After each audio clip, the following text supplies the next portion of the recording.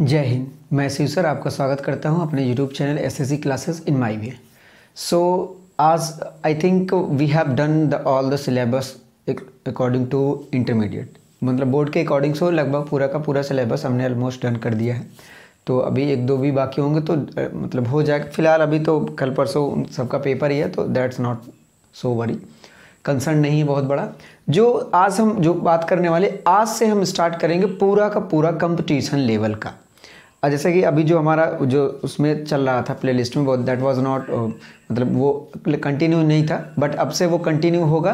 And you will see, आप देख पाएंगे कि आज मैं जो आपको वर्ब, जैसे वर्ब हमने कराया है उसमें ट्रांजिटिव एंड इंट्रांजिटिव हमने बताया है कि what is transitive and intransitive. आज ना आप देखेंगे this is called the level of competition, competitive examination. ये चीज़ें आज आपको पता चलेंगी कि ये होता है कि क्या कंपटीशन का लेवल होता है। तो चलिए हम डिस्कस करते हैं क्वेश्चंस को, और ये जो चीज़ें लिखी गई हैं हम इसको समझते हैं। तो बेसिकली जो चीज़ें हैं देखते हैं। देखिए पहला जो पॉइंट है सब्जेक्ट का, हमें क्या क्या चीज़ें करनी है वो चीज़ें हम पूरा का पूरा समझेंगे। तो जो पहला पॉइंट है वो ये है, subject of a sentence should not be left without a verb. देखिए इसमें जो कहने की कोशिश किया जा रहा है, देखिए ये तो ग्रामर की भाषा में लिखा गया है, बट ना वो मैं एक्सप्लेन करूंगा अपनी भाषा में, और आप देखेंगे कि वो जो भी ये कर रहा है ना वो बहुत ही आसानी से आपको समझ में आएगा। तो ये आपको बहुत ही आराम से और बहुत ही ईजिली समझ में आएगा। देखिए subject of a sentence should not be left without a verb, मतलब किसी भी सेंटेंस में अगर कोई सब्जेक्ट आता है तो वो मतलब अगर सब्जेक्ट आया है तो उसके साथ वर्ब जरूर यूज़ किया जाना चाहिए। अगर उसमें से सब्जेक्ट आ गया हो लेकिन वर्ब आपका गायब हो तो ये समझिए कि वो सेंटेंस में वहीं पर एरर है, मतलब स्पॉटिंग एरर जो आता है वो क्वेश्चन ऐसे बनता है। तो यहाँ पर हम समझेंगे, एग्जाम्पल है आपका, he who has suffered most in the cause let him speak. अब आप कहेंगे सर देखिए यही तो लेवल है। देखिए ये हो गया सब्जेक्ट और ये कॉम्प्लेक्स सेंटेंस बनाया गया है, ठीक है। तो ये एज अ ऑब्जेक्ट की तरह यूज, मतलब अब ये जो क्लॉज है ना ऑब्जेक्ट की तरह यूज़ किया गया है वर्ब के। तो देखिए he who has suffered most in the cause, मतलब वो जो प्रॉब्लम में ज़्यादा फेस किया था, लेट हिम स्पीक। अच्छा देखिए लेट हिम स्पीक, ये तो भाई लेट के साथ है, ये तो पूरा का पूरा मतलब बन गया। और who has suffered the most in the cause, ये भी पूरा समझ में आ गया। लेकिन आप देखो क्या ये जो सब्जेक्ट आपने यूज़ किया है, हमने यूज़ किया है, क्या इसके लिए कोई वर्ब आपको दिख रहा है? नहीं दिख रहा है। लेट हिम तो खुद ही हो जाता है, क्या ये एज अ वर्ब की तरह भी काम करता है, मॉडल ऑक्सिलरीज की तरह भी काम करता है। और ये जो है हु हैज़, ये जो ऑब्जेक्ट मतलब जो प्रोनाउन यूज़ किया गया है, इसके साथ में जो प्रोनाउन हो या फिर भाई सब्जेक्ट के, अगर जैसे ये क्लॉज है तो क्लॉज में क्या होता है, एक सब्जेक्ट होगा और प्रेडिकेट होगा। तो आप सोचो ये आपका क्या हो गया, सब्जेक्ट हो गया, एंड ये क्या है उसके प्रेडिकेट्स हैं। अब अगर ये प्रेडिकेट्स है तो ये वर्ब भी तो आया है, मतलब इसके लिए तो वर्ब आ चुका है। लेकिन जो समझने वाली बात है कि इसका वर्ब कहाँ है, तो ये होना चाहिए था, और ये बनेगा ऐसे बन सकता है, ये ऐसे बनेगा कि he who has suffered the most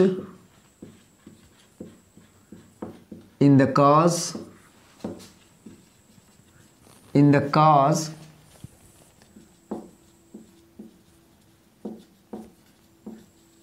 should speak लिख सकते हैं, या फिर आप इसको ऐसे बोल सकते हैं, सीधा लिख दें let him who has suffered most in the cause speak। ठीक है, यहाँ पर हमने ले लिया तो ये समझे। तो ये हो गया आपका पॉइंट। तो ये देखिए ही ना, ये तो इसके साथ था पहले से ही आपको पता है, लेकिन इसके लिए जो हमने वर्ब यूज़ किया वो यहाँ है शुड। कोई एक आपको ऑक्सिलरीज आना चाहिए तो ये आ गया, ये तो प्रिंसिपल वर्ब है, ठीक। और इसे भी आप बना सकते हैं। तो ये होना मतलब कि पूरा कहने का मतलब ये है कि जब कभी भी हम प्रैक्टिस करेंगे तो उसमें सबसे जो बेसिक चीज़ें होंगी हमें समझने वाली वो ये होगी कि अगर कोई भी सब्जेक्ट आया है, वो सब्जेक्ट हो तो उसके साथ कोई उसका वर्ब जरूर आना चाहिए, वो खोजना है आपको चाहे जैसे। अगला पॉइंट है अवर्ब शुड बी, देखिए अवर्ब शुड अग्रीड, ऐसे होना चाहिए ये, a verb should be with its subject not with predicate. देखिए a verb should be agreed होना चाहिए, यहाँ पर अग्रीड मतलब एक वर्ब को आप कब डिसाइड करेंगे, कैसे डिसाइड करेंगे कि कौन सा वर्ब आएगा। तो कोई भी वर्ब हो वो सबसे पहले सब्जेक्ट को देखा जाता है कि सब्जेक्ट आपका कैसा है, उसी के अकॉर्डिंग वर्ब को रखा जाता है, ना कि प्रेडिकेट। और इवन आप ऐसे भी समझ सकते हैं ये कोई बात ही नहीं है कि विद प्रेडिकेट लगाना, क्योंकि प्रेडिकेट के अंदर ही क्या आता है, वर्ब आता है। तो आप ऐसे समझें अ verb should be agreed with its subject not with predicate. इसका जो सब्जेक्ट होगा ना उसी के अकॉर्डिंग हमें वर्ब को रखना होता है, ना कि प्रेडिकेट या समथिंग एल्स। तो यहाँ पर जो एग्जाम्पल है वो ये है the details are matter for future consideration. तो ये जो डिटेल्स है ना ये प्लरल है, तो इसलिए हमने आर यूज़ किया है। तो ये आर हमने क्यों यूज़ किया है, क्योंकि because the subject is a plural, जो हमारा सब्जेक्ट है ना वो प्लरल है, इसलिए यहाँ पर आर आया है। तो इसका कहने का मतलब ये था कि जो वर्ब रखा जाता है वो किसके अकॉर्डिंग रखा जाता है, सब्जेक्ट के अकॉर्डिंग। तो ये रहा आपका सब्जेक्ट। आई बात समझ में। नेक्स्ट पॉइंट है आर फॉलोअर्स आर, हमारे भी फॉलोअर्स हैं बट अ हैंडफुल, लेकिन बहुत थोड़े हैं। तो ये देखिए जो फॉलोअर्स हैं ये आया है आर, क्यों आया है, क्योंकि जो हमारा सब्जेक्ट है वो क्या है, प्लरल है। तो ये कहने का मतलब यही था कि जो वर्ब होता है वो हमारे सब्जेक्ट के अकॉर्डिंग रखा जाता है, ना कि प्रेडिकेट के अकॉर्डिंग। ठीक। नेक्स्ट पॉइंट है two auxiliaries can be used with one principal verb. इसका क्या मतलब है, दो ऑक्सिलरीज वर्ब यूज किए जा सकते हैं एक प्रिंसिपल वर्ब हो तो। अब प्रिंसिपल वर्ब क्या है और ये ऑक्सिलरीज क्या है वो समझते हैं। पहले तो सब पूरी चीज़ों को पढ़ते हैं। ओनली व्हेन, तब आप यूज कर सकते हैं the form of the principal verb is appropriate to the both, मतलब दोनों के लिए अगर वो प्रिंसिपल वर्ब दोनों के लिए सेम, दोनों के लिए अप्रोप्रिएट है, अगर दोनों के लिए वो काम कर लेता है दोनों के साथ, तब तो वो क्या होगा, तब तो आप यूज़ कर सकते हैं। अब हम आपको ये बताने की कोशिश करेंगे, आई होप आपको समझ में भी आएगा। मैं बताना चाहूँगा कि ऑक्सिलरीज का मतलब मैं क्या कहना चाहता हूँ। देखिए ये जो एग्जाम्पल्स लिखे गए हैं यहाँ पर, इसे आप ध्यान से देखें। I never have hurt anybody and never will. देखिए ये जो यहाँ पर जो प्रिंसिपल वर्ब है वो है हर्ट, और जो ऑक्सिलरी है वो नेवर आप कह सकते हैं, हैव हो गया आपका। तो आप ऐसा सोचो कि यहाँ सिर्फ आप ये समझे यहाँ पर ये प्रिंसिपल है, क्या है, ये प्रिंसिपल वर्ब है। क्यों, अब कहानी को समझने के लिए आप ऐसे समझे, I never have hurt anybody, मैंने किसी को अभी तक मैंने किसी को हर्ट नहीं किया, तकलीफ नहीं पहुंचाई, एंड नेवर विल, और कभी पहुंचाऊंगा भी नहीं। तो ये जो जब पूरा सेंटेंस ये बनेगा ना, तो ये बनेगा नेवर विल हर्ट।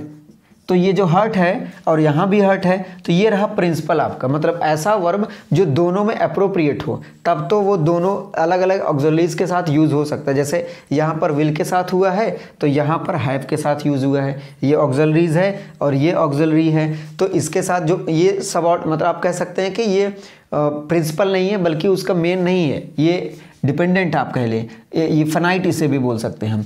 तो ये दोनों क्या हैं, प्रिंसिपल वर्ब नहीं है। अब अगर ये इन नॉन प्रिंसिपल हैं तो जो प्रिंसिपल वर्ब है वो ये है जो दोनों में आता है। तो इसलिए अगर इसका कहने का मतलब दो ऑक्सिलरीज यूज़ की जा सकती हैं एक प्रिंसिपल वर्ब के साथ। प्रिंसिपल वर्ब क्या हुआ, हर्ट हुआ, तो ये दोनों के साथ आप यूज़ कर सकते हैं अगर वो प्रिंसिपल वर्ब दोनों के लिए अप्रोप्रिएट है, काम करता है तो। अगला है नो स्टेट कैन और विल अडॉप्ट दिस। देखिए ये जो अडॉप्ट है ना, ये इसके लिए भी है, no state adopt this drastic, and मतलब no state can adopt this drastic and और विल अडॉप्ट या no state will adopt this drastic. तो ये जो अडॉप्ट है ना, ये क्या है, हम आपको ऐसे समझाते हैं। मैं इसको आपको ना अलग ही करके दिखा देता हूँ, तब ज़्यादा समझ में आएगा। सेपरेट करते हैं, कैसे होगा, ऐसे, no state will adopt this drastic,